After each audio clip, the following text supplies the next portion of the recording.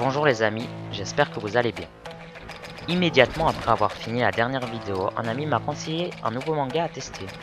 C'était un gros morceau parce qu'il m'a conseillé de regarder Bleach, qui est une série de shonen qui contient 366 épisodes et 74 tomes pour le manga.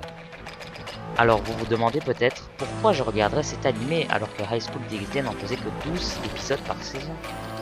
Eh bien je me suis dit que je n'avais vraiment pas besoin de regarder tous les épisodes d'une traite et que je pouvais le faire en plusieurs parties. Alors, la vidéo que vous regardez regroupe les 3 premiers arcs et je compte faire la série en 3 parties. Bon visionnage!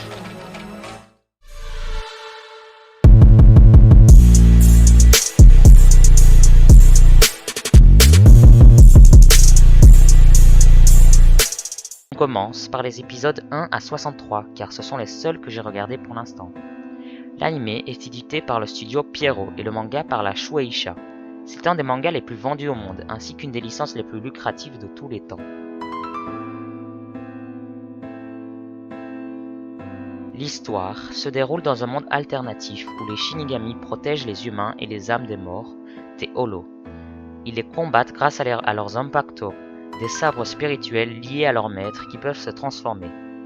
Cette réalité alternative est constituée de plusieurs parties parmi lesquelles la Soul Society, le monde des Shinigami, le Weko Mundo, le monde des Holos, et l'enfer où vont les mauvais esprits qui ont fait de mauvaises actions quand ils étaient vivants. Ichigo Kurosaki est un lycéen de 15 ans qui arrive à voir les esprits depuis qu'il est petit. Sa vie va changer quand il va rencontrer une Shinigami nommée Rukia Kuchiki qui lui transfère ses pouvoirs afin qu'il puisse aller sauver sa famille dans Holo, qui les attaquait. Rukia, maintenant sans pouvoir, demande à Ichigo de prendre sa place, le temps qu'elle puisse les retrouver.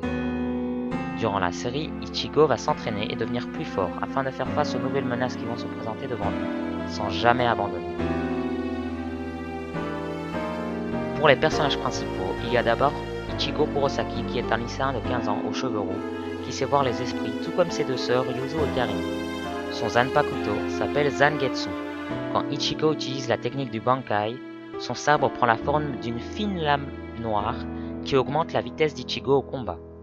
Il peut se transformer en Holo, ce qui le rend surpuissant en plein combat.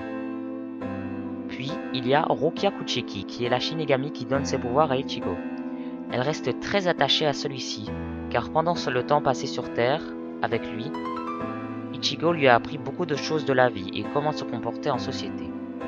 Son Zanpakuto est de type glace et s'appelle Sode-na Shirayuki, qui possède 3 techniques essentielles, qui sont Some no Mai, Tsugi no Mai et San no Mai, qui sont 3 techniques destructrices pour l'ennemi.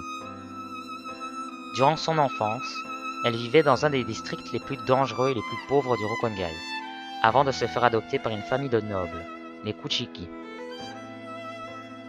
Ensuite, il y a Uryu Uchida, qui est un combattant appartenant au clan des Quincy, qui est un peuple ayant été exterminé par les Shinigami, car au lieu d'envoyer les âmes des Holos combattus dans la Soul Society, les Quincy les tuaient pour se nourrir de leur énergie spirituelle. Uryu combat avec un arc, dont les flèches sont gorgées d'énergie spirituelle. Chacun de ses coups est destructeur. Maintenant, il y a Inoue Orihime et Sado Yasutora, qui sont les 2 personnages les plus faibles de la série, car pour l'instant, ils ne se sont toujours pas transformés en Shinigami, ce qui veut dire que leur pouvoir se limite à ceux des humains. Malgré tout, ils arrivent quand même à accumuler de l'énergie spirituelle et à vaincre leurs ennemis grâce à leurs attributs spirituels. Par exemple, Inoue a 2 boucles d'oreilles qui renferment le pouvoir de 7 esprits sacrés quand elle les invoque, et Sado a son bras droit qui se transforme en Holo quand il le demande en combat, ce qui lui confère une force surhumaine capable de terrasser de puissants ennemis et de faire tomber de grands bâtiments. Finissons-en avec les 2 derniers personnages principaux de la série, Renji Abarai et Kon, qui sont 2 combattants qui combattaient aux côtés d'Ichigo. Renji est un Shinigami qui était ami avec Rukia pendant leur enfance. Son Zanpakuto s'appelle Zabimaru et sa technique principale est de se lastifier pour esquiver les coups des ennemis.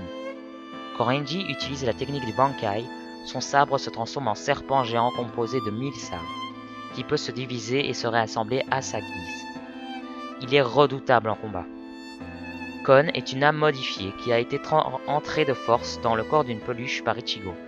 Sous cette forme, il n'est pas très puissant, mais quand Ichigo lui confie son corps pour se transformer en Shinigami, il peut se montrer à son plein potentiel et devient très dur à remettre dans son corps de peluche. Mais alors, qu'est-ce que j'ai pensé de cet animé? Est-ce que je l'ai apprécié? Est-ce que je vais le continuer? Eh bien, j'ai vraiment bien aimé la série et je remercie mon ami de m'avoir conseillé de la regarder. Même si je connaissais déjà un peu la série, c'est lui qui m'a poussé à la voir, alors merci beaucoup. Si je reviens à l'animé, il a vraiment des moments forts et des moments où on a envie de continuer la série. Même s'il y a vraiment beaucoup de passages inutiles et qui ne servent qu'à allonger artificiellement la durée de vie du manga.